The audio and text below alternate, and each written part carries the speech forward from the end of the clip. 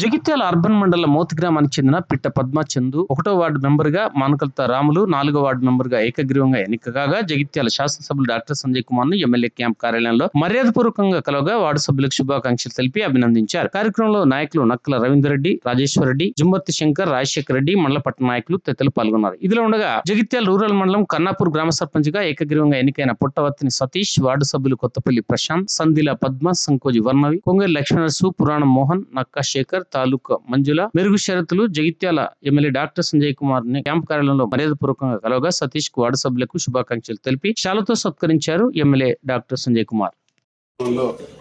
Ward మెంబర్లను ఇద్దరిని ఏకగ్రీవంగా చేసుకొని 1వ వార్డు నుంచి చందు, 4వ వార్డు నుంచి లతను ఏకగ్రీవంగా చేసుకొని మా తాజా మాజీ సర్పంచ్ తమ్ముడు రాజేశ్వర రెడ్డి గారు, ఎంపీటీసీ రాజశేఖర్ రెడ్డి గారు, అదేవిధంగా రవీందర్ రెడ్డి గారు, ఇతర సభ్యులందరూ కూడా రావడం చాలా సంతోషం.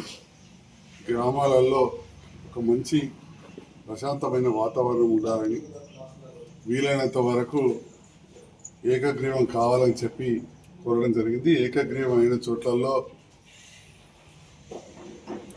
ప్రోత్సాహకరంగా ప్రతి గ్రామానికి 10 లక్షల రూపాయల నిధులు కూడా ఇస్తామని చెప్పినాం. దాదాపు 9 గ్రామాలలో 9 గ్రామాలు ఏకగ్రీవమైనవి.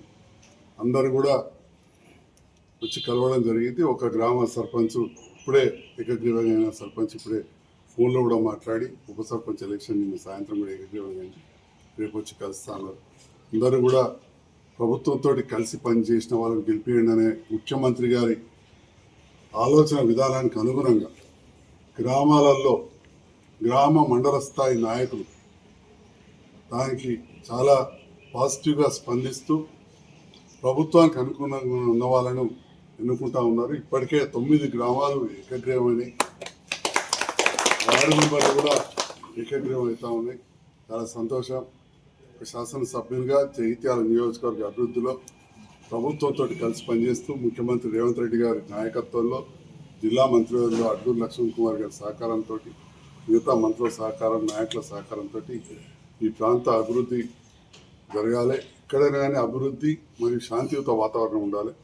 గ్రామాలలో ఘర్షణ ఉండద్దు.